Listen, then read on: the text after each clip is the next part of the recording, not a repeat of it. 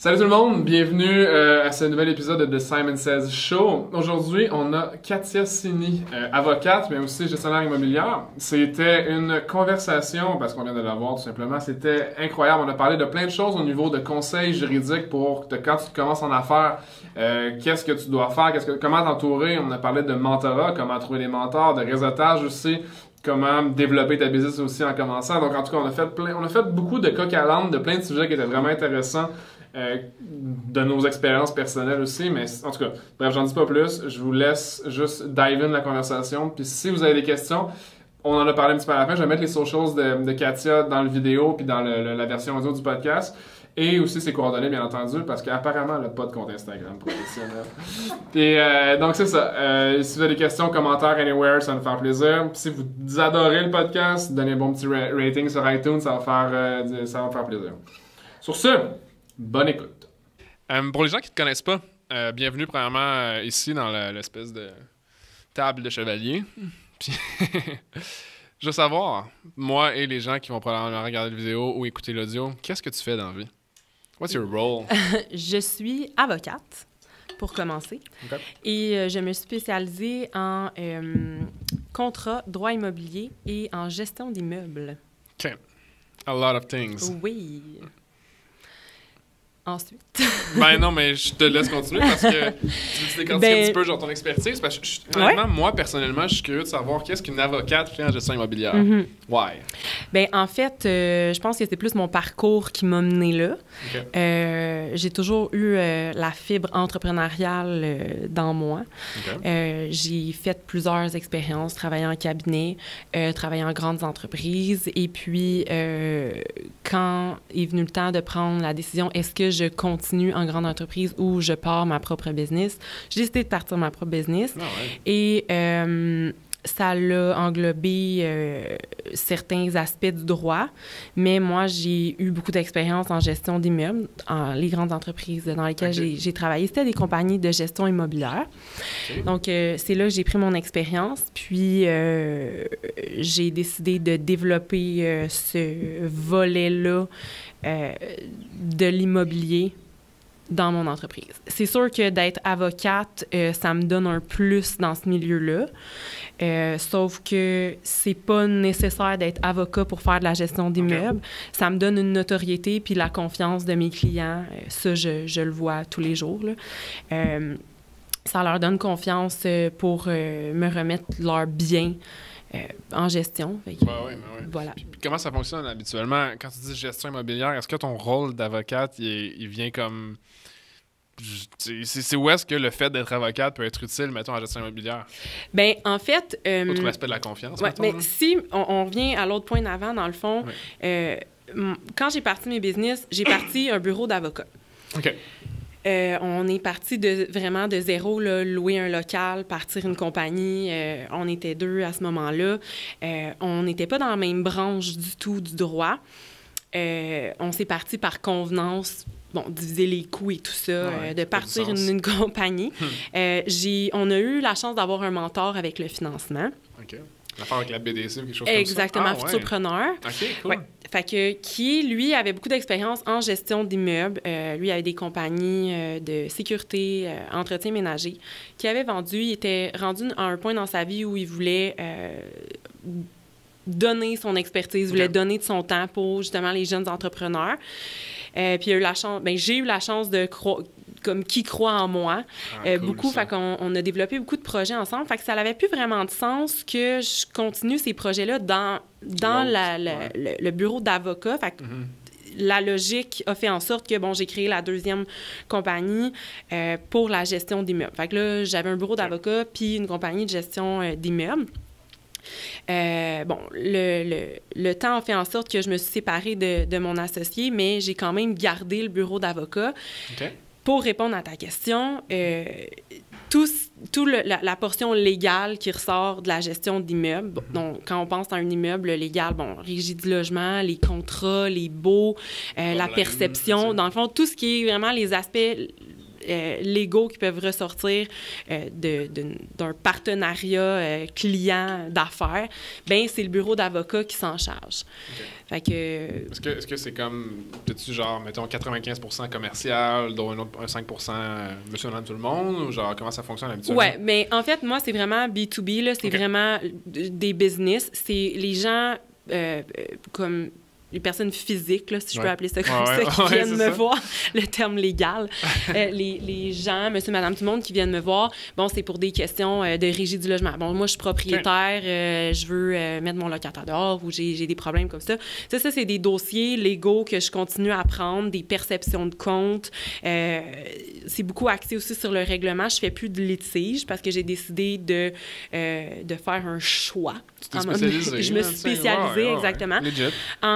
En gestion d'immeubles. Donc, je fais vraiment tout ce qui est relié à ça, plus ma spécialité, c'est vraiment les contrats. Quand j'ai fait rédaction de contrats, révision, beaucoup de beaux commerciaux, j'ai beaucoup de clients qui sont des grosses compagnies de gestion d'immeubles, puis je fais leur rédaction de baux et tout ça. Ah ouais. Quand ça devient litigieux, comme dans n'importe quel gros bureau d'avocat... Excuse mon inconnaissance, mon manque de connaissance là-dedans. Quand tu dis litigieux... C'est quand il y a un litige, quand ça devient judiciarisé, dans le fond. Quand la cour doit s'en mêler. Quand la cour... Exactement. OK, je comprends. Tu sais, un problème légal, bon, il y a de la chicane qui commence, on s'envoie des mises en demeure, on essaye de régler. Si ça fonctionne vraiment pas, ben on décide est-ce qu'on va en cour ou pas. Mais quand cette décision-là est prise d'aller en cours, moi, je me retire parce que j'ai décidé de ne plus faire ce qu'on appelle le litige. C'est vraiment d'aller en cours et tout ça. Fait que, tu sais, moi, j'ai transféré ça. Tu sais, j'ai des amis, collègues qui sont spécialisés là-dedans. Puis je trouve ça correct d'arrêter. Comme je m'en ai dit, dans les gros bureaux, c'est comme ça. Tu sais, tu as des départements le corporatif, qu'on appelle le corpo, il y a des départements de droit du travail, même de familial dans certains. Là, comme ça, d'avoir chacun avoir un peu sa ligne directrice. Puis... Exactement. Tu sais, à un moment donné, de décider de faire de la gestion d'immeubles en même temps que de faire le légal qui ressort de ça, qui est beaucoup de régie, de contrats, de règlements de contrats avec des travaux, construction et tout ça, puis en même temps, de l'autre côté, d'accepter des cas de litige, ça devient un peu lourd. Tu sais, fait qu'il faut choisir, tu sais, où on s'en va, même en tant qu'avocat ou même en tant qu'entrepreneur. À un moment donné, il faut que tu choisisses un peu ta ligne directrice. Justement, c'est particulier parce que je remarque de plus en plus, tu sais, dans mes amis entrepreneurs autour de moi, beaucoup se spécialisent de plus en plus, puis ils font moins tout, ils sont moins généralistes, tu sais. Ouais. Puis oui, il y a une partie que c'est par choix, mais aussi une partie que c'est par intérêt. Je pense que je sais pas si c'est générationnel, je sais pas si c'est culturel. Mettons, tu regardes les anciennes business, comme probablement le cabinet d'où tu viens, où est-ce que dans leur tête, on fait tout pour tout le monde, tu sais. Ouais. Puis toi, tu aimais mieux une partie, donc tu étais probablement attaché à certains dossiers qui étaient plus dans la partie de ce que tu fais au niveau de la gestion. Mais je sais pas, as-tu une théorie par rapport à ça? Pourquoi que les gens, genre, choisissent quelque chose puis ils l'affichent de telle manière? Je veux dire, même nous, on fait de la consultation stratégique en marketing, straight up. Genre, je vais pas faire de site web, en tout cas, j'en fais le moins possible. Je vais pas faire de branding, on a des experts qui font ça. Tu sais, conception visuelle, graphisme et tout. En tout cas, je trouve ça curieux. Pourquoi cette tangente? T'as-tu une théorie là-dessus? Oui, moi, j'en ai une. Je pense qu'on est dans une génération de gens où on a pris conscience de ce qu'on voulait vraiment faire. On n'est plus dans la même société avant où il y avait des cadres, des employés, puis tout le monde qui travaille leur ass off pour avoir des gros salaires. Ça n'existe plus.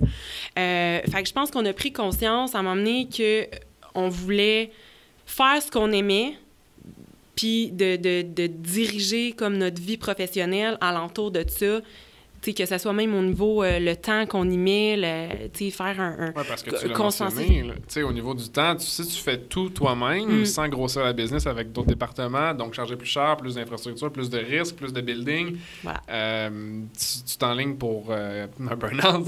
C'est ça.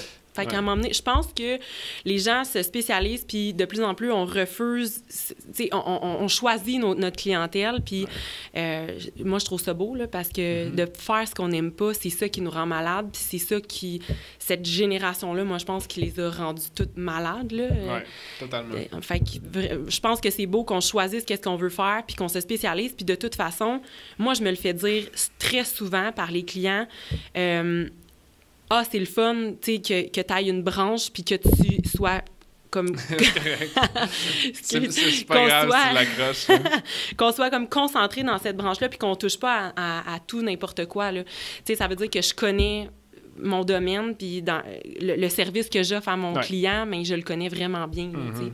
Fait que je pense que oui, on s'en vient, notre génération, vraiment plus axée comme ça. J'ai hâte de voir la prochaine. Ça va être l'inverse. Ça va être genre, fuck, pourquoi il y avait juste une affaire quand il pouvait en faire plus, là, tu sais. Puis là, c'est un cercle qui revient, un cercle vicieux. La prochaine génération va être juste sur Instagram. Ouais, c'est ça. Moi, juste acheter. Salut.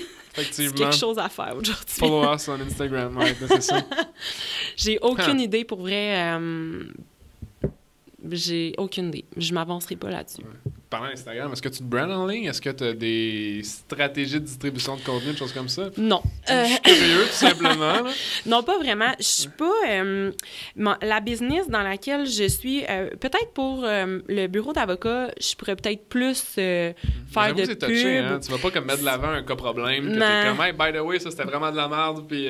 C'est très touché, puis on est régi aussi par le barreau pour tout ce qui est publicité. Il faut faire attention qu'est-ce qu'on publie. Ouais, on est régi, on n'a pas le droit de faire de publicité en tant que telle, de se vendre en tant qu'avocat. On a le droit de publier, tu sais, bonjour, voici notre bureau d'avocat, mais ça finit là, tu sais, ouais. C'est pas comme aux États-Unis avec des grosses pancartes sur le bord de l'autoroute. Hey, vous êtes fait rentrer dedans, venez nous voir. On n'a pas le droit de faire ça ici. Holy shit. Non. Tu as le droit d'afficher ton bureau, signature légale, l'adresse, numéro de téléphone. That's it. Quand tu dis tu peux juste afficher le bureau, est-ce que tu peux parler de tes services? Oui. Tu peux dire, bon, voici mes services. Tu peux juste pas mettre de cas, mettons, de l'avant. C'est comme, hey, by the way, cette jurisprudence. Non, puis tu sais, de dire meilleur avocat en ville ou de commencer à mettre des slogans, puis tu sais, d'essayer de vendre ta business. On n'a pas le droit de faire ça, nous. On peut mettre des blogs, sortir des articles... quelconque, si on veut parler d'un cas, faire des références, ça, par exemple, je pourrais le mettre sur mon si j'ai un blog, mon site web, peu importe, exactement. Mais tu sais, j'ai pas le droit de commencer à faire de pub tout le temps, puis tu sais, surtout Instagram, c'est vraiment axé photo, tu sais, à part envoyer des petites vidéos, ça aurait plus ou moins rapport. Pourrais-tu, genre, mettons, faire une capsule où tu parles d'un sujet en particulier puis que tu donnes ton opinion? OK, t'aurais le droit de créer du contenu, mettons? Oui, ça, je pourrais créer du contenu. Mais encore une fois, vu ma spécialisation, tu sais, contrat, c'est sûr qu'il y a certains volets là-dedans, dans les contrats, que je pourrais mettre de l'avant. Parce que faire affaire avec des jeunes entrepreneurs, ça, ce volet-là, j'ai beaucoup de clients comme ça.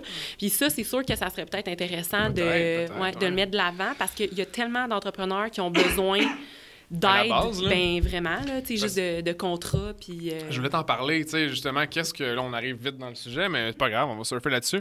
Tu sais, parce que c'est un bon point, on parlait de contenu pour les jeunes entrepreneurs. Je pense qu'aujourd'hui, on peut tout faire, mais je crois beaucoup... J'ai lu un livre à un moment donné, je sais pas c'était quoi, je pense que c'était How to Survive in the Music Business, How to quelque chose dans la music business, mais... Le lien, il n'y a pas rapport à l'entrepreneuriat, mais il y a rapport dans un sens. Là. Ce que je veux dire, c'est que c'est un avocat qui avait Donald G. Passman, je sais pas si ça dit quelque chose. Whatever, c'est un avocat qui était dans le show business et tout, puis qui mentionnait que chaque projet créatif qui avait une vedette, mettons une Taylor Swift, quelque chose comme ça, c'est ce qui doit être le plus important dans le démarrage de leur entreprise, c'est l'aspect de lawyer up, l'expression. Là. Mais pourquoi? Explique donc aux gens pourquoi c'est important d'avoir comme un partner, sinon juste un avocat dans ta poche, si on veut. Exactement. Ben, c'est sûr que les écrits restent, les paroles s'envolent. Hein? Fait que je pense que c'est la base de n'importe quelle chicane. Si on avait prévu, on aurait donc dû... Tu sais, je pense que c'est n'importe qui fait un projet, dès qu'il y a deux parties à quoi que ce soit, de faire que ce soit 3 lignes, un bout de papier, n'importe quoi, juste de mettre par écrit l'entente sur laquelle on s'est entendu pour aller de l'avant ensemble. Mais c'est la base, là, parce que après, ben... c'est ça, c'est souvent quand les gens commencent des projets sur une base d'enthousiasme, mettons, rarement, j'imagine, vont anticiper qu'il va y avoir des problèmes un jour. C'est ça. Jamais on va chicaner, jamais il va y avoir de conflit d'intérêts, jamais on va changer dans le temps. Ça fait pas de sens, là. Exactement. Fait que c'est sûr que dès qu'on a des intérêts, surtout quand c'est pécunier, donc quand il y a de l'argent en jeu, on est toujours mieux de mettre les intentions de chacun pour que le consentement soit valide des deux côtés. C'est parce que ça, c'est la base d'un contrat, donc le consentement des deux personnes. Fait que, tu sais, juste de mettre ça par écrit, puis après ça, c'est sûr que d'avoir un avocat dans le décor, mais ça fait en sorte que tes clauses sont bien rédigées, puis t'es backé. Fait que c'est sûr que, bon, il y a des contrats SODP, il y a des contrats SODP, ça dépend qu'est-ce que tu as besoin, puis tout se fait, tout s'adapte. On est capable de juste s'entendre un minimum dans un contrat pour que ça aille bien, puis qu'on essaye de prévoir... que ça soit pas lourd, exactement, mettons, là, on essaye de prévoir minimalement les intentions de chacun, puis ben, quand il y a un problème qui arrive, ben, c'est déjà prévu dans le contrat. Ça, c'est... Est-ce que ça peut s'adapter, mettons, à associé, ça peut s'adapter à employé? Mais oui. Puis est-ce que tu réévalues souvent des contrats, mettons, que tu fais quand surtout, j'imagine, tu fais-tu des startups un peu ou... Bien, de plus en plus d'entrepreneurs sont... les gens... Excusez-moi. C'est correct. Les gens sont de plus en plus...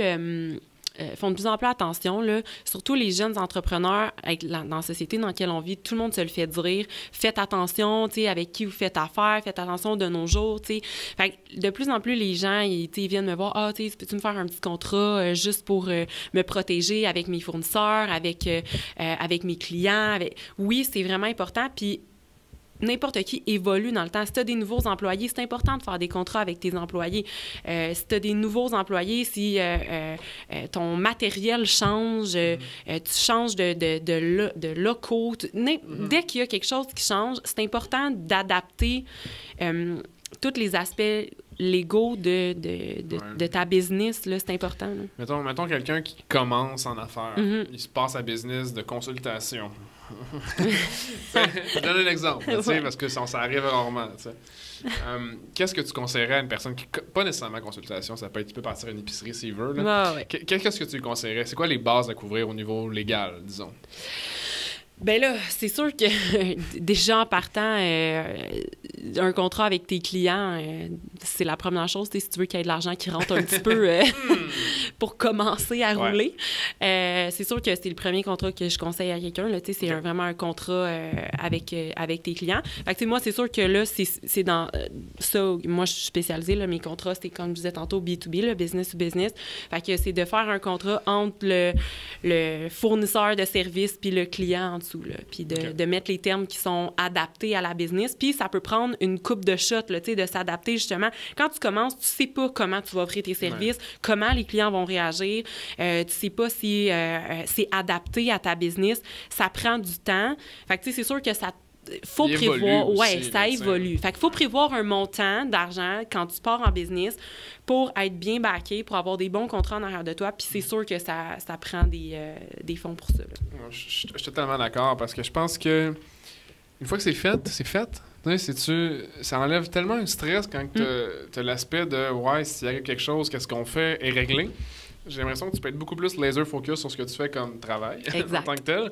Donc, peut-être l'aspect juste émotionnel, là, ça peut juste être une bonne raison d'avoir un contrat là, pour être stable puis pas avoir de stress par rapport à ça. Mais outre ça, est-ce que tu as des cas typiques de situations où est-ce que tu es comme... Ou bien, pas des cas typiques, excuse-moi, l'inverse des cas typiques, des situations où tu as dû genre faire des contrats weird avec des histoires bizarres là, qui lance l'idée. Là. Des contrats weird, ouais. Puis ça s'en vient de plus en plus. Puis c'est très spécialisé. Moi, je m'arrête à un certain point aussi. C'est beaucoup les contrats qui concernent le web. Okay. Fait que des business web. Oui, parce qu'il n'y a pas de barrière. Non, il n'y a pas de barrière. Ça fait du sens. Quand on fait affaire à l'étranger, quand on donne des services online, exemple de la consultation en ligne, je l'ai déjà dit, la consultation, mais c'est vraiment ça. Mettons un software, là, une compagnie qui te livre un service avec un abonnement. C'est exactement ça. Puis qu'ils te fournissent, mettons, justement des podcasts de coaching, là, puis des choses comme ça. Là. Ça devient vraiment touché parce que tu vends ça à l'étranger, à l'international. Si la personne te paye pas, mais c'est pas les lois du Québec qui s'appliquent. T'sais, toi, t'es basé ici, mais comment, ça va jusqu'où? Tu peux te protéger pour ici, puis c'est correct, il faut que tu le fasses, il faut que tu te protèges un minimum, il faut que tu te fasses un contrat avec tes clients, avec les gens que tu veux, qui achètent ton service, mais comment, après, donner suite à quelqu'un qui ne respecte pas les clauses de ce contrat-là, c'est vraiment touché. Ça tombe dans du droit international, non seulement, mais dans du droit qui est non concret puis qui n'est pas réglementé, ça ne l'est pas encore. Ah ouais? Ouais, c'est vraiment très compliqué. Internet, ça commence dans le légal. Ouais. Il y a peu de bureaux qui sont spécialisés là-dedans, de plus en plus, évidemment, là. Mais c'est des gros coûts pour les grosses compagnies, de se protéger parce que, imagine, il faut que tu te protèges justement dans le plus de pays possible, ce qui est comme impossible. Puis après ça, mais t'as tout le monde Internet, tout ça, c'est vraiment un autre domaine. Fait que c'est sûr que moi, je fais attention parce que, bon, j'ai une spécialité, mais il faut savoir aussi, où s'arrêter. Puis moi, j'avertis mes clients, je leur dis, regarde, ça va me faire plaisir de te faire un contrat pour ta business, pour tes services. Mais il faut que tu saches que ça va s'arrêter. C'est ça, exactement. Mais je pense que tu fais bien, en fait, de le mentionner, parce que les gens qui savent pas, est-ce que tu as déjà vu, je ne veux pas dire des gens qui sont crooked, mais genre, qui prennent avantage au fait que les gens le savent pas, ça, qu'il n'y a pas de limitation? Ah, mais ça, des clients crook, il y en a tout le temps. Il y a des clients qui viennent te voir puis qui disent « Ah, est-ce que tu peux me faire un contrat de même? » Mais non, on peut pas mettre ça dans un contrat. Puis qui essayent de détourner, oui, il y en a qui vont prendre avantage de ça, il y en a tout le temps, partout. Comme dans n'importe quel business. C'est bizarre. Hein? Ben, c'est normal. Je vois pas qui gagne là-dedans, tu sais. Ben... eux, ils gagnent l'argent. Oui, mais à court terme, pour après ça être dans la merde plus tard, mais en tout cas, c'est un autre débat là, qui est genre... Et voilà. Là, on tombe dans une autre discussion. Ouais. Qu'est-ce que je voulais dire par rapport... Ouais, fait qu'on a comme... On a chevauché le sujet, mais par rapport à l'entrepreneur qui commence, il y a un contrat de service. Quand il revisite, est-ce qu'il doit avoir... Tu sais, qu'est-ce que... Parce que je sais que c'est pas genre ton core business, toi, personnellement, mais professionnellement, en fait. Je sais pas personnellement que si t'es avocat. Mais je sais que c'est pas ton core business, l'aspect de travailler en one-on-one avec des gens outre comme ce qu'on fait ensemble, par exemple, mais que t'es plus au niveau de l'immobilier. Je tiens à le spécifier parce qu'on en a parlé un petit peu avant. Mais je suis quand même curieux. Genre, mettons que t'aurais... Tu sais, parce que... Tu sais, je me dis, qu'est-ce qui pourrait être utile aux gens qui écoutent la conversation en ce moment pour savoir, OK, c'est quoi l'avantage de... Tu sais, je comprends l'avantage de protéger, tu sais, un peu genre la relation d'affaires avec tes fournisseurs, tes gens qui achètent, tout dépendamment c'est quoi ta business que tu as. Mais qu'est-ce que les gens savent pas qui peut arriver, advenant, qu'il arrive des problèmes? C'est quoi les implications au niveau légal de ne pas faire les recommandations de Maître Sini? Ben, c'est sûr que là, il y a plein de... On peut contextualiser là, sur un exemple, mettons, je sais pas, moi, t'as un gym. Mettons que t'as un gym. Ben, écoute, exemple, tu veux te partir une business de gym, c'est sûr que, bon, il y a tes contrats avec tes fournisseurs. Après ça, tu as les contrats avec tes clients. Faut que tu connaisses les lois qui sont reliées à ta business à toi. Puis c'est important de s'informer, justement. Partir un gym, c'est beau, mais il y a des lois, surtout la loi, mettons, Office de la protection du consommateur. Cette loi-là de la protection du consommateur, elle s'applique particulièrement à des gyms. Il faut le savoir, tu sais. Fait que il y a des gens qui, des fois, qui partent des business, puis ils savent pas ou ils s'en foutent, ou ils n'ont pas checké. Fait que c'est important d'aller consulter quelqu'un qui... Tu sais, juste d'aller t'asseoir 1 heure, là. Hey, qu'est-ce que j'aurais de besoin pour les flags, mettons, exactement. Là, pour pas faire une surprise dans 1 an que, faut que je ferme ma business. Exactement. Après ça, bon, d'avoir les bonnes assurances, d'essayer de t'informer puis de lire, bon, c'est quoi qui est déjà arrivé dans des gyms, je veux pas reproduire ça. Tu sais, c'est de bien t'informer. Puis moi, c'est ça que je dis à mes clients. Les clients qui startent des business, tu sais, il faut savoir que sans vouloir me vendre. Non, vas-y, t'as le droit. Là, moi, je suis entrepreneur, mais c'est pas tous les avocats qui sont entrepreneurs. Hein? Okay. Fait que, il y en a plein qui sont employés, oui, il y en a plein qui... Films, ouais, exactement. Mais sûrement que la philosophie doit être différente au niveau de la perception du service qu'ils vont livrer. Exactement. Fait que, tu sais, si vous voulez vous partir une business puis vous voulez avoir des conseils pour, justement, bien starter la chose avec des bons contrats, d'avoir des bons engrenages, puis d'avoir des conseils, pas juste nécessairement « voici la loi qu'il faut que tu appliques, voici le contrat qu'il faut que tu appliques », mais aussi comme des aspects généraux qu'il faut que tu saches d'entrepreneuriat, ça serait peut-être bon d'aller voir un avocat qui s'est parti en business puis qui a parti sa société ou qui a parti son bureau ou qui a... Fait que, comme je dis, sans vouloir vendre mes propres services. C'est vrai ce que tu dis, parce que juste l'aspect, OK, je m'incorpore, mais sous quelle forme juridique où je m'enregistre, ou tu sais, c'est pourquoi faire un, pourquoi faire l'autre. C'est vrai que maintenant que j'y pense, il y a beaucoup d'aspects légaux que, tu sais, moi, personnellement, je m'utilise en exemple, j'ai été en affaires depuis que j'ai 16 ans, à peu près 14 ou 15 ans, je sais pas quand est-ce que je me suis enregistré, mais comme j'ai eu des années où est-ce que je savais pas qu'il fallait que je mette de l'argent pour les taxes de côté, tu sais, fait que là, à la fin de l'année, t'es comme, oh, faut que je doive de l'argent au gouvernement, comment ça, tu sais? Mais là, je l'ai appris à la dure, mais... Il y a des petites affaires de même que, instinctivement, t'es comme, oui, je vais prendre une business, je vais vendre des services, 20$, échange de temps, d'attire, on n'en parle pas, mais fuck non, là, il y a des...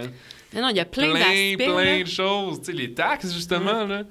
Genre, personne m'avait dit quand j'avais 16 ans qu'il fallait que je mette de l'argent de côté puis que le 15% de plus de la facture, c'était pas dans mes poches, tu sais. C'est cave, mais...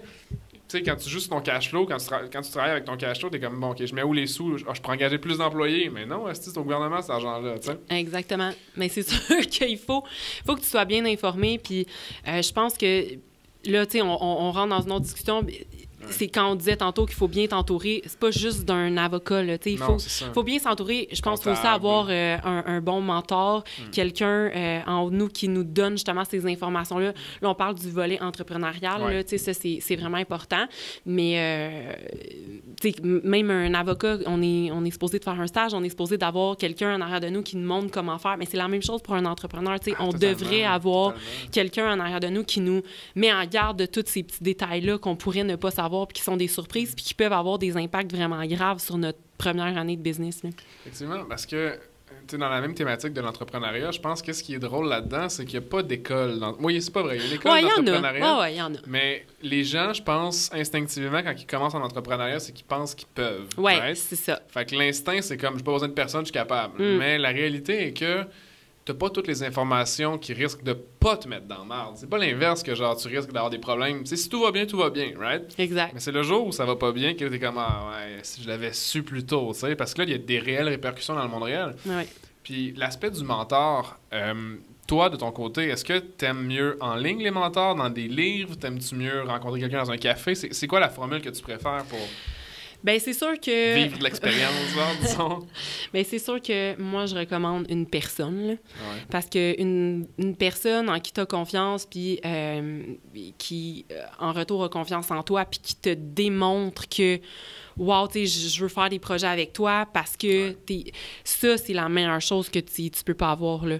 Après ça, c'est sûr que lire des livres, il y en a plein online, comme je disais tantôt, là, des podcasts de coaching, il y en a plein, là, mais... Tout le monde a son opinion, right? Ouais, mais c'est jamais aussi personnalisé que parler à quelqu'un de vive voix. Ouais. Ironiquement, vous savez pas être de vive voix, là.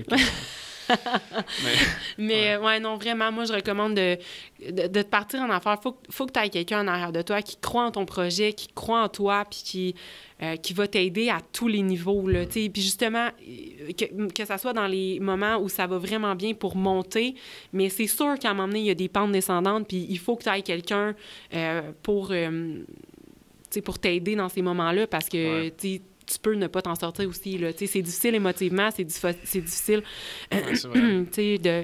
partout, là. Fait que c'est bon d'avoir quelqu'un, là. C'est vrai que c'est particulier, ça, parce que quand t'es entrepreneur, ce que je me suis rendu compte, c'est que t'as pas personne qui te dit « voici la prochaine étape ». Non. Right? Surtout quand t'es dans une business qui est... En tout cas, je parle pour moi, là, genre quand ça te démarre, il y a toutes les directions qu'on peut aller. Ouais. Faut effectivement que tu tires la laisse, que t'es comme « non, je vais pas dans cette direction-là parce que je vais mieux servir, mettons, mes clients dans cet aspect-là », par exemple. Ouais. C'est fou, hein? C'est comme tirer ces pulsions un petit peu de vouloir tout faire, finalement se centraliser, c'est un petit peu ce qu'on disait tantôt. Mais est-ce que le mentor peut t'aider là-dedans? Sûrement. Oui, vraiment beaucoup. Puis moi, ce que j'ai remarqué avec la personne, moi, qui est mon mentor, c'est que quand ça va bien, on fait les choses ensemble, on se trouve des projets, on monte les projets et tout ça. Mais souvent, c'est quand il arrive quelque chose, mettons, de vraiment négatif. L'expérience. Oui, tu sais, il y a vraiment, je sais pas moi, il y a quelque chose qui rentre, là, puis finalement, merde, qu'est-ce que je fais avec ça? Tu sais, t'as ton cœur qui bat 1 million de mille à l'heure. Puis là, tout le temps, on règle le problème, puis cette chose-là te fait prendre une tangente que tu n'aurais jamais pensé prendre. Puis ça t'ouvre des portes tout le temps. C'est fou, hein? Mais il faut être capable de se relever, puis il faut être assez fort pour se dire... Bon, OK, c'est bon, j'ai passé au travers, c'est derrière. Maintenant, passons au suivant. Ah, j'avais pas pensé à ça. Je vais aller là. Oui, parce que je sais pas si t'es comme moi, mais j'ai l'impression que quand t'es dans une situation d'affaires, t'es vraiment proche de la situation d'affaires. Fait que là, tu sais, de prendre la perspective, souvent, ça fait vraiment du bien, mais tu sais, quand est-ce que tu prends la perspective? Très rare. Il faudrait le forcer. Ouais. Je sais pas, j'en ai parlé avec Jacob la semaine passée. Là, Jacob, il était sur le podcast, dans le fond. Ouais. Je sais pas si t'as lu, je disais ça, mais... Warren Buffett, ce qui est le plus payant pour lui, c'est une des personnes les plus riches au monde en ce moment. Probablement que là, quand les gens dans 20 ans vont l'écouter, il sera plus de ce jour. Mais il disait que le plus payant de sa business, c'était quand il réfléchissait. Juste comme qu'il prenait du recul puis qu'il réfléchissait aux possibilités. On prend pas le temps de faire ça. C'est à cause je blâme Instagram là-dessus. Mais c'est vrai, on prend pas le temps de faire ça. Puis c'est pour ça que je dis que c'est important un mentor parce que tu sais, je dis pas que tous les mentors sont bons, mais en tout cas, moi, le mien... Comment en trouver un bon? Ça, on va nous dire après. Mais ce mentor-là, normalement, il est supposé te dire, sans te le dire précisément, hey, tu sais, tu t'es-tu ouvert les yeux là-dessus? Voyons, tu vois pas. Non, il va te le faire réaliser, tu sais. Il va te poser des questions, il va te parler jusqu'à temps que toi-même tu réalises comme qu'est-ce qui s'est passé, comment je peux régler la situation, ou tu sais, il va pas le faire pour toi là. Il va t'aider puis il va t'amener à réfléchir puis à justement prendre ce recul-là. C'est à ça que ça sert. Parce que non, nous on le fera mentor, pas. Dans le fond. C'est à ça que ça sert un bon mentor. Il va pas faire les choses à ta place. S'il fait les choses à ta place puis qu'il t'amène tout cuit dans le bec, t'aide pas. Il faut qu'il t'aide à prendre. C'est cette personne-là qui va t'aider à prendre la perspective justement. Puis comment trouver un bon mentor? Aucune idée. Cool. Ouais, mais aucune idée. Legit, c'est un bon point parce que c'est un très, très, très, très bon point. Tu veux un peu plus d'eau? Ouais, s'il te plaît. Il reste un peu. Mal de gorge. C'est la saison des rhumes. Arrivée de l'automne. Non, mais c'est un bon point parce qu'effectivement, je pense que c'est une question de hasard, mais aussi d'être à la bonne place au bon moment. C'est ça que je me suis rendu compte, en tout cas, de mon expérience, parce que... Puis d'être curieux aussi, hein, d'intéresser legit aux gens, qu'est-ce qu'ils font, puis... Hey, peut-être qu'il y a un potentiel de relation d'affaires avec cette personne-là. Pas nécessairement de vendre tes services, mais de juste jaser puis de prendre l'expérience. Là. Parce que cette journey qui est l'entrepreneuriat, c'est pas nécessairement quelque chose qui est... Ouais, c'est lonely l'entrepreneuriat, puis d'avoir la perspective de quelqu'un qui a vécu un peu un train d'une business d'une autre manière, dans une autre genre de vie. Mais oui. Ça a un gros pesant d'or. Mais comment, effectivement? Comment trouver quelqu'un de même? C'est juste d'être partout en même temps? Pour vrai, c'est d'être... Comment t'as trouvé le tien? C'est avec le financement. OK, c'est ça. Le partnership avec le... Avec Futurpreneur. Okay. On était obligés, dans le fond, de faire affaire avec un de leurs mentors qui nous donnait, avec le financement, pour être sûr que le volet business fonctionnait. Fait que, qui nous aidait justement au départ, là, c'était vraiment pour ça. Là, bon, est-ce que vous avez fait votre TPS-TVQ? Est-ce que vous avez pensé à comment vous allez vous organiser, votre système téléphonique, votre imprimante? C'est vraiment comme la base pour être sûr de bien dépenser le financement qu'on avait, pour être sûr qu'on était sur la bonne voie. Est-ce que l'argent rentre? Est-ce qu'on est capable de payer nos comptes, notre loyer? Puis une chance qu'on l'a eu, pour vrai, parce qu'il y a plein d'affaires que, bon, peut-être qu'on n'aurait pas fait ça comme ça, puis on aurait eu des surprises un peu plus tard. Fait que, tu sais, on a été quand même chanceux parce que moi, c'est resté mon ami, mon associé, non, parce qu'on avait beaucoup plus de points en commun. Mais je pense que ce qui est important, c'est de se trouver quelqu'un... de se trouver quelqu'un qui a un des intérêts communs dans la business dans laquelle on est. Était-tu connexe un peu au droit? Ou... En fait, lui était... Parce que Futurpreneur, le mentorat, c'était vraiment pour le volet business. Fait eux, peu importe ce que tu faisais comme business, eux, c'était vraiment le mentorat business à la base. Vraiment, comme je l'expliquais, pour être sûr que on est sur la bonne voie de payer nos comptes? Est-ce que l'argent rentre? Est-ce qu'on respecte toutes les lois fiscales? Est-ce qu'on... Comme un opérateur, un peu, genre? Ben, tu sais, de s'assurer que tout est bien fait. Mais, bon, c'est aller plus loin, là, mais sauf que... c'était quoi déjà la question? Ben, on s'en allait par rapport à comment le trouver. Ouais, puis là, tu m'as demandé... On est allé dans... il était utile au niveau business, mais futur preneur, au niveau du droit. Ouais, c'est ça. Ben, il était-tu lié à... Non, il était pas lié au droit du tout. Là. Lui, là, comme j'ai dit tantôt, il y avait des business en entretien ménager puis en sécurité. Fait que, il n'y avait pas nécessairement de formation dans ton expertise, mais l'expérience de business... Exactement. Était là. Fait que c'était vraiment l'expérience de business, puis lui, il avait les contacts en gestion d'immeubles parce qu'il était dans les immeubles. Fait que c'est pour ça qu'on a eu beaucoup de projets communs en gestion d'immeubles. Puis lui, il m'a toujours dit, garde toujours ton bureau d'avocat. Ça va toujours être très utile parce que tout le légal qui ressort de là. Puis, il veut pas, tout lui, ses opportunités d'affaires, dès qu'il y a des contrats à faire, mais tu sais, c'est moi qui ai fait. Puis, c'est vrai. Oui, c'est ça. Fait que, puis là, lui, mettons, il rencontre justement des jeunes entrepreneurs. Fait que tous les contrats pour... Parce que comme il est mentor avec Futurpreneur, mais tous les contrats avec... Hey, je connais quelqu'un qui... Ça. Fait que, il peut me les apporter. Fait que, tu sais, ça fait comme un beau... bel échange. Oui, c'est ça. C'est ça le but aussi. Là, comme tu disais tantôt, le but, c'est pas comme qu'on se donne la business mutuellement, mais c'est le fun parce que c'est supposé d'en apporter aussi. Mais c'est ça que j'aime du bon réseautage. Pour moi, du bon réseautage, c'est réellement écouter si tu peux aider un client potentiel devant toi, puis juste l'aider. J'étais allé à un événement hier, un lancement pour des clients, puis c'était fou à quel point que les clients qui ont fait le lancement, dans le fond, à nous, ils étaient reconnaissants de toute l'aide qu'il y avait eu autour d'eux pour leur business, mais c'est une scène, là, les références après ça, que ça vaut cher, là, puis shout-out les filles là, de Perle RH, là, c'était vraiment un bel événement, puis je trouvais ça fascinant, l'esprit autour d'elle, qu'est-ce qui dégageait comme leadership. C'est dur à expliquer tangiblement parce que je pense que le bon attire le bon, la bonne attitude attire la bonne attitude, mais pas mais je pense que c'est un peu la même manière que tu partages tes acquis, tes connaissances, c'est comme une forme de mentorat, mais au niveau peut-être plus de la livraison de tes services. Oui. Est-ce que tu sens que t'aides la plupart des gens avec qui tu travailles? Puis, si oui, comment tu le sens? Comment tu le... Ben oui, puis je pense que ça, c'est pas tous les avocats qui pensent comme ça non plus. Il y en a qui billent. C'est tout, c'est comme ça. Straight up, c'est ça leur business. Ils sont dans des bureaux, c'est comme ça, c'est correct. Je veux dire, on est payé pour nos services, puis c'est correct aussi.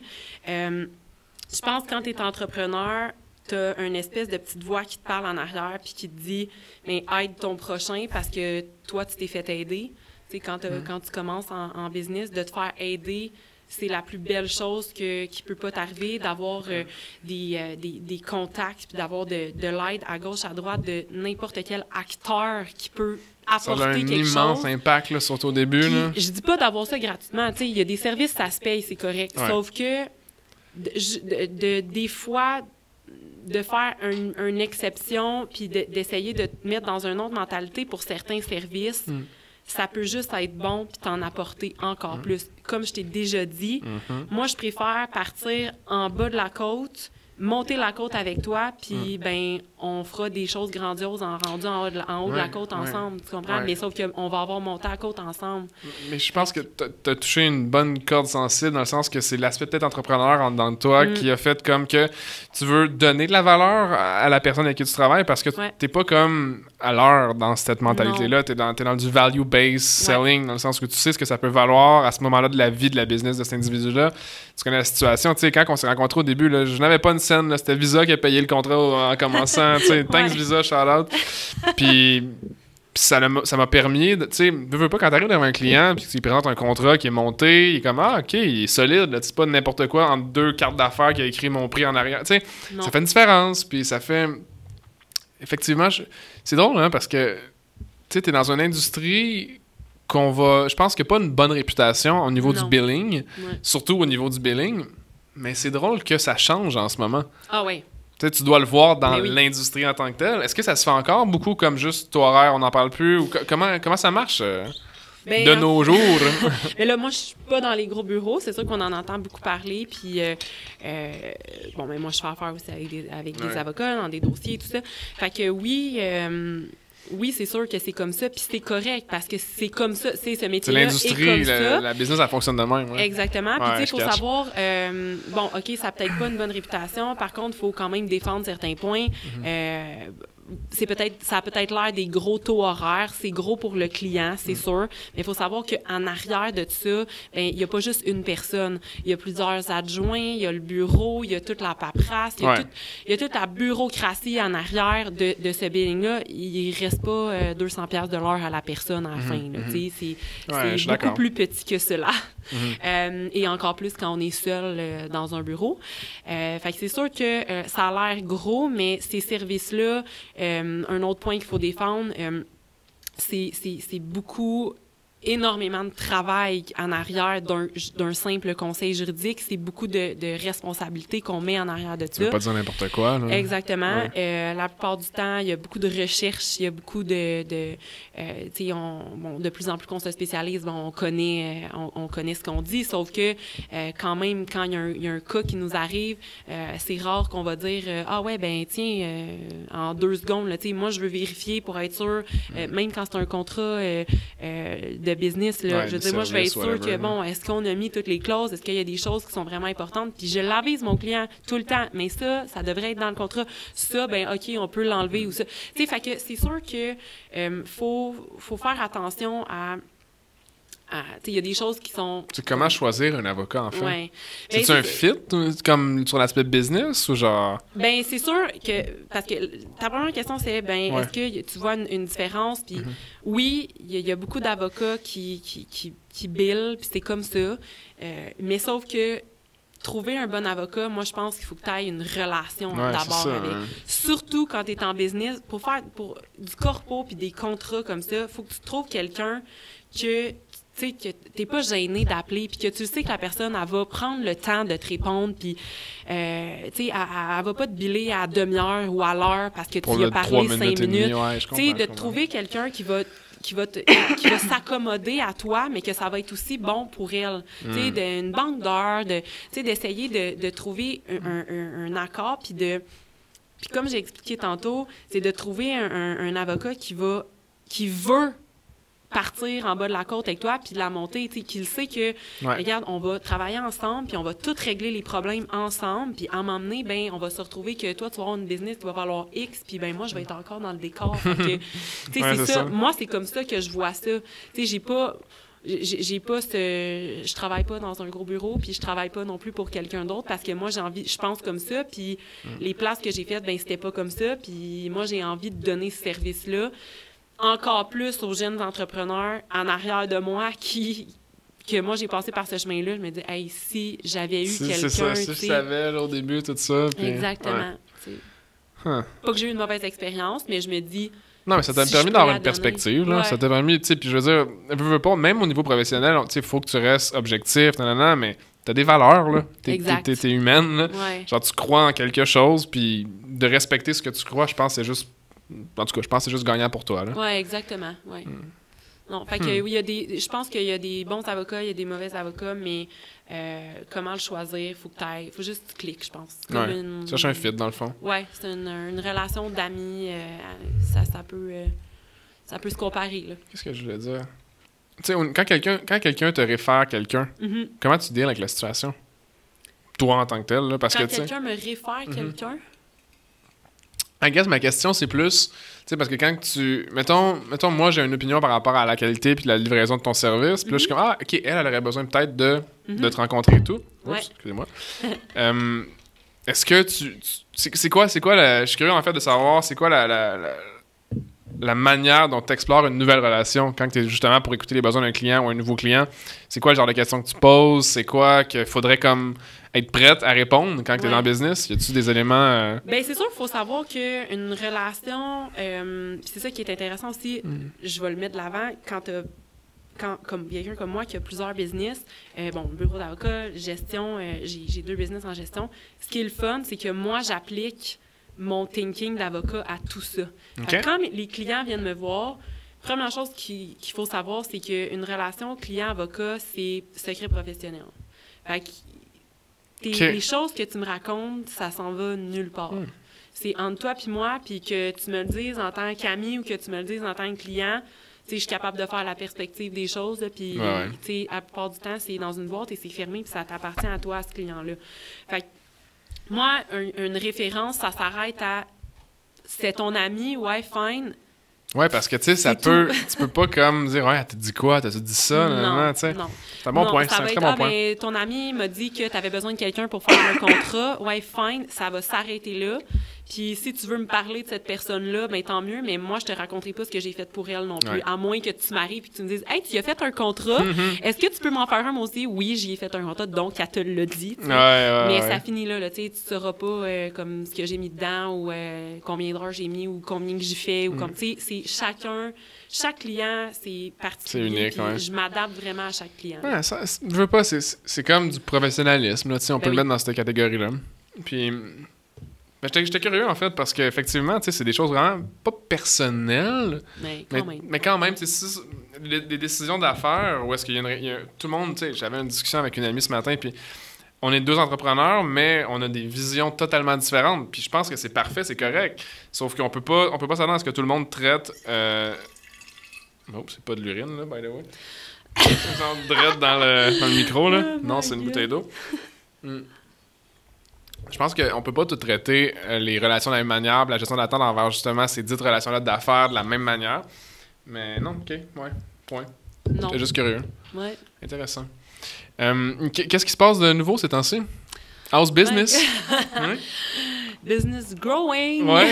C'est quoi l'expression business is booming? Ouais, genre. Mais c'est le fun. Je trouve que, en tout cas, ça bouge ces temps-ci. Les gens, je trouve que les gens aussi font de plus en plus confiance aux jeunes. Ouais, ça, c'est le fun. Ça m'est arrivé dernièrement une expérience vraiment pas cool d'un... Peux-tu dire des choses? Un vieux schmuck. Tu peux tout dire sur ce podcast. Qui est venu... qui m'a approché puis qui m'a dit « Ah, j'aimerais vraiment ça, faire affaire avec toi. Tu sais, moi, je suis rendu vieux. Puis, je me suis rendu compte par après qu'il est juste venu comme sneaker, comme la business, pour savoir que, tu sais, t'es jeune. J'ai su par après, là, par exemple. On finit toujours par savoir. On finit tout le temps. Qu'il voulait savoir comment ça marchait. Tu sais, c'est une nouvelle. Elle est venue s'incruster à Saint-Jérôme, dans les Laurentides, pour faire de la gestion. Elle est avocate en immobilier. Puis, tu sais, lui aussi, il fait ça. OK. Il est plus vieux que moi, là, je veux dire, il est dans 60aine. Mais, tu sais, qui me demande mes offres de service, puis qui me demande, tu sais, moi, quand même assez suspicieuse, je n'envoie pas, tu sais, j'envoie juste un petit courriel. Ah, ben, tu sais, voici les informations que je donne. C'est sur mon site web, là, tu sais, genre. Puis que je recroise par après dans un réseautage qui me dit même pas bonjour, là. Ah, fait ouais. Il avait sûrement oublié parce que c'est avec tout le monde, là, tu sais. En tout cas. Fait que, tu sais, c'est sûr que je pense que c'est beau parce que les gens font de plus en plus confiance aux jeunes. On a de la drive, on a quelque chose à donner. Justement, on s'est spécialisé, on veut, tu sais, on veut vraiment donner. Puis je pense que ça paraît. Ça aussi, c'est le fun de se le faire dire quand les gens viennent et qu'ils disent « Ah, wow, tu sais, t'as l'air de connaître ta business » ou c'est t'as l'air de connaître ça. Coudon, t'as quel âge pour avoir fait tout ça? Mais tu sais, tant mieux parce que moi, ça me donne juste plus de drive pour continuer. Puis c'est motivant, là, c'est du fuel, là, genre. Ah, c'est fou. Puis, ben écoute, un employé, 2, 3, puis ça continue. Puis voilà. C'est hot, ça. Ouais, ça grossit, puis je suis contente. Est-ce que tu t'enlignes dans la bonne direction? Tu t'enlignes où est-ce que tu vas aller? Parce que souvent, tu sais, des fois, on travaille, puis là, t'es comme, oh shit, je suis rendu avec ça, mais c'est ça que je voulais, tu sais. Ouais. Tu te reposes-tu ces questions-là des fois, genre? Tous les jours. Je suis pas le seul, d'abord. Tous les soirs, je me couche, puis j'essaye de plus en plus d'arriver chez nous et d'avoir le thinking qu'il faut que je mette ça dans une petite boîte. Ouais, c'est ça. Mais c'est quand même assez difficile parce que c'est comme si c'était notre bébé, fait qu'on l'a tout le temps. Mais... tu veux pas être attaché émotionnellement, mais il faut, parce que sinon tu careras pas. Puis là, t'es comme, oh my God, relation. Mais oui, à tous les jours, je me pose certaines questions. Puis ça commence tranquillement, pas vite, à avoir de l'impact sur mes choix que je fais au jour le jour. OK. de plus en plus, comme j'ai dit tantôt, je veux choisir mes clients, je veux choisir ma clientèle. Puis c'est sûr que dans le milieu dans lequel je suis, c'est un petit peu plus difficile parce que c'est que ce soit au niveau légal ou au niveau de la gestion, même s'ils se rejoignent beaucoup tous les deux, c'est beaucoup une relation de confiance. Tu l'as dit tantôt, comment choisir un bon avocat. Il faut que ça soit un bon fit, il faut que ça soit la bonne personne. En gestion d'immeuble, même chose, il faut que ça clique parce que les gens me remettent leur bien. Il faut qu'ils aient 100% confiance en moi. Puis c'est un coup de dé qu'ils lancent parce que des gestionnaires d'immeubles, il y en a des n'importe quoi. Là. C'était ma clientèle quand je travaillais dans mon autre vie. Là. Ouais. C'est particulier. Ça, très particulier. C'est sûr que c'est difficile de choisir sa clientèle. Fait que quand on part en business, tu le sais, on prend ce qui passe. Puis au début, on monte. Mais tranquillement, pas vite, oui, je me dirige vers où est-ce que je veux aller. Je sais pas si t'as ressenti ça, mais plus tu choisis, j'ai l'impression, plus que t'attires exactement ce que tu veux. Oui, mais oui. Mais en même temps, au début, c'était dur. Tu sais, moi, le nombre de services que j'ai essayé de rajouter à ce que je fais, mais qu'au final, t'es comme, je passe plus de temps que ce que c'est vraiment... J'enlève d'énergie aux clients que que j'étais meilleur dans cette sphère-là du service, mettons, la stratégie versus la création de contenu. Quoique j'aime les deux, là, c'est juste qu'il faut que tu choisisses le nombre d'heures dans une journée. À un moment donné, te lever à 2 h du matin, ça serait impossible, tu sais. Mais non, effectivement. Oui, puis tu sais, à un moment donné aussi, il faut être capable de s'arrêter puis de dire, c'est bien beau une business, là, mais... il y a d'autres choses, hein? Oui, c'est ça. Ça, j'oublie des fois, moi. Puis moi, je me suis toujours dit, le jour où je vais avoir des employés, c'est pas vrai que je vais les mettre à bout comme moi, je me suis mis à bout dans mes autres jobs, puis dans des compagnies qui m'appartenaient pas, puis dans la business, quand tu commences. Quand tu es rendu à avoir un employé, je pense que faut que tu aies le respect de dire, je veux que ça soit des extensions de moi-même et non pas des esclaves. Tu sais, tu veux pas comme être en arrière puis les fouetter, non, tu veux juste qu'ils soient comme... tiens, continue ce que je fais de la même façon, puis, tu sais, c'est des grands bras pour toi, là. Ouais. Fait que c'est comme ça qu'il faut voir ça. Fait que je suis très d'accord, le but, c'est quand tu engages des employés, c'est de dégager, justement, c'est d'essayer de donner, comment qu'on dit, là, de déléguer. Ouais. Fait qu'après ça, d'essayer de récupérer un peu de vie, tu sais, pour faire les choses qu'on aime, parce que moi, je crois pas à ça, que travailler dans la vie, s'il y a juste ça, là. Prochaine question va être bonne. D'abord, est-ce que tu as des hobbies en dehors du travail? Oh my God. Mon chum va dire que non. OK. J'ai beaucoup d'amis. OK. Qu'eux, ils ont des hobbies. Puis j'aime mes amis. J'aime ça. J'aime les gens. J'aime vraiment ça, faire des choses. Je suis tout le temps en train de faire quelque chose. Fait que pour vrai, dès que j'ai un moment, c'est rare, je suis toute seule. Ouais. Très rare. Puis moi, j'aime ça faire quelque chose. Fait que du social, c'est genre, c'est hot. Mais c'est correct, là, tu sais. Est-ce que tu mélanges l'affaire là-dedans? Est-ce que tu aimes ça faire du social pour affaires? Ouais. Oui, parce que je pense que PR, c'est important, là. Ouais, ça fait partie de ta job de propriétaire de l'entreprise. C'est sûr, là, il faut en faire un petit peu. Mais hobby en tant que tel, moyen. C'est comme plus, tu sais, des activités, tu sais, je fais du sport, j'aime ça aller au resto, je vois mes amis, on fait des 5 à 7. Regarde, je te reste. Un jour, j'aimerais ça. Mais non, c'est ça. Y a-tu des endroits où est-ce que tu préfères faire du réseautage? Parce qu'on parlait juste de PR, mais je suis curieux, en fait. Est-ce que tu as testé? En fait, je sais que tu es à Saint-Jérôme. Écoute, là, du PR, là, j'en ai fait en long puis en large. Je te dirais que ces temps-ci... ça a un peu baissé, mon PR, puis... C'est la saison, pourtant. On est pas mi-octobre, là? Mi-octobre, c'est plus cet été, là, tu sais, que j'étais comme un peu off. Puis c'est sûr qu'il y a quelqu'un l'autre fois qui m'a dit « c'est une grave erreur, parce que c'est quand on n'a pas le temps, quand on pense qu'on n'a pas le temps de faire du PR, on arrête d'en faire, mais ça l'arrête de développer notre business. C'est très dangereux d'arrêter de faire du PR.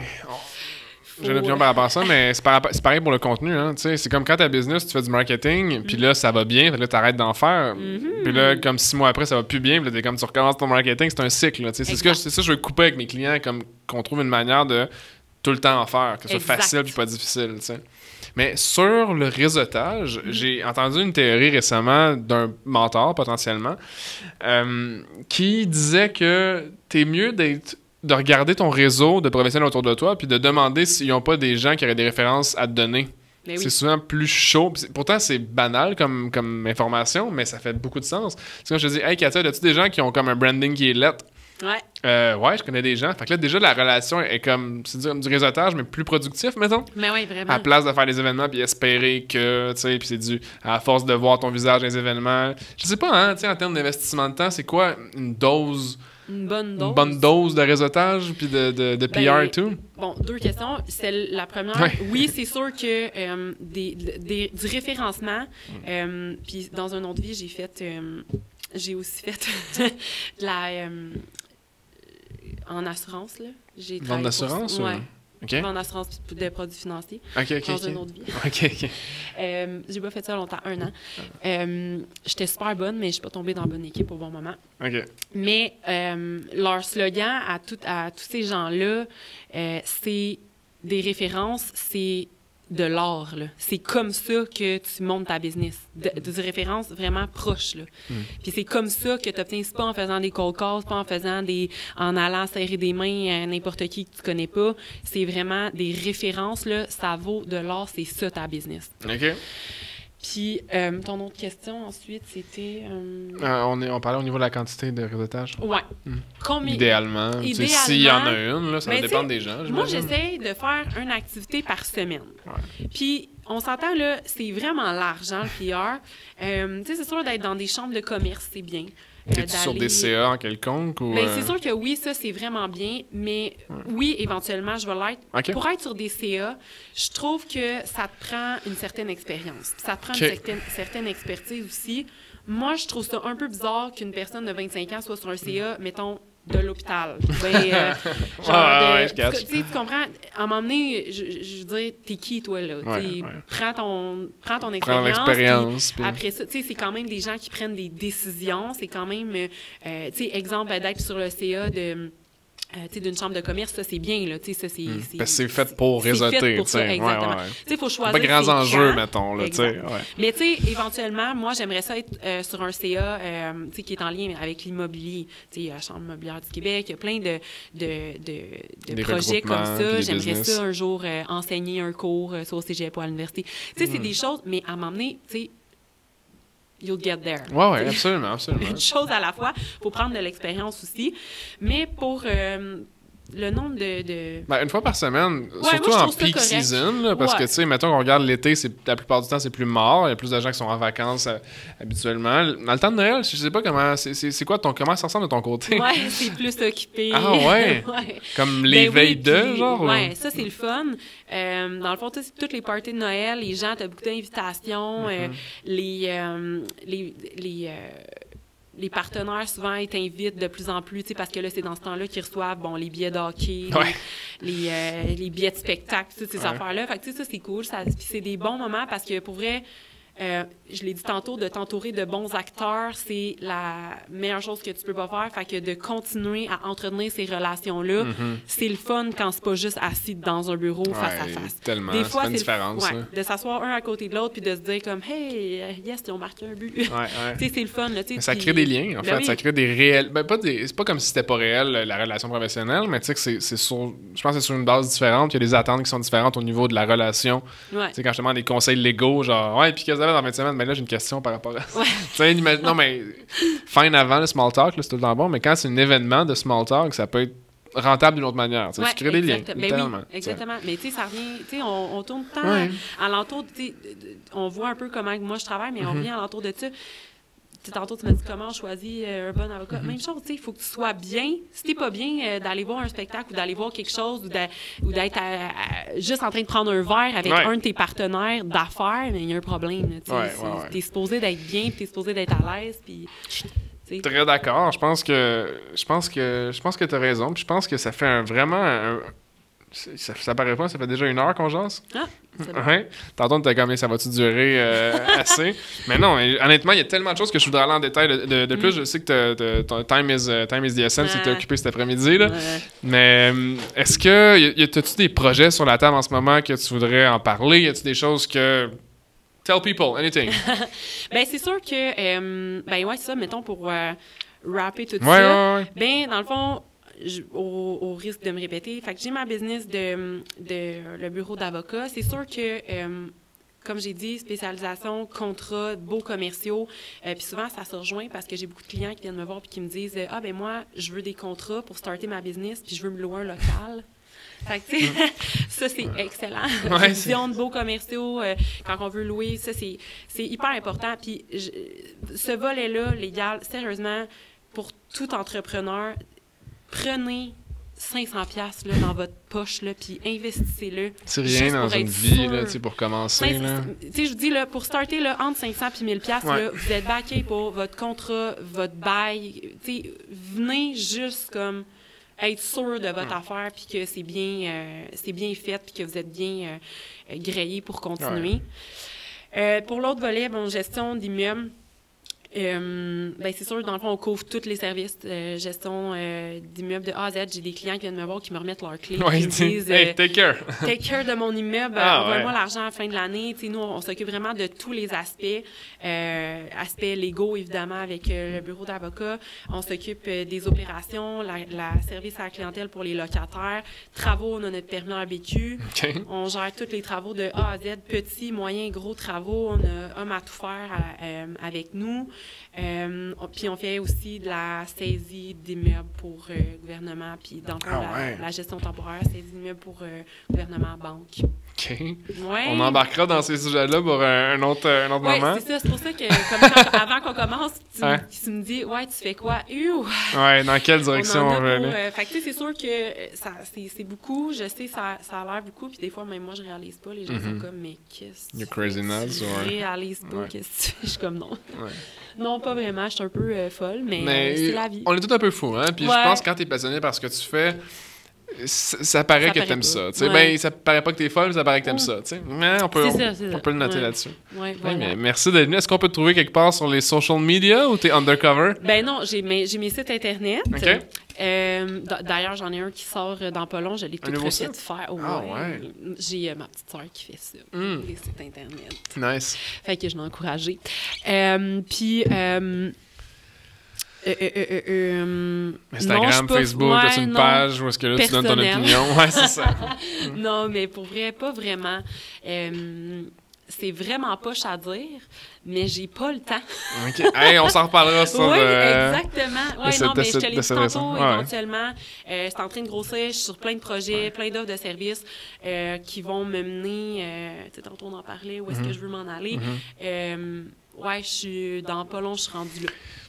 Puis je pense que timing is everything, surtout quand tu veux te brander. Là, puis je sais pas si tu as déjà lu le livre de One Thing. Non. Je te recommande, en fait. C'est vraiment intéressant. C'est le principe de se concentrer sur ce que tu veux vraiment faire, puis ce qui est réellement important pour toi au moment dans ta vie que tu le vis. Puis il y a beaucoup d'autres blabla dedans là, qui sont... C'est vraiment nice. Mais jamais je force les gens à faire des choses d'un matin s'ils me le demandent pas.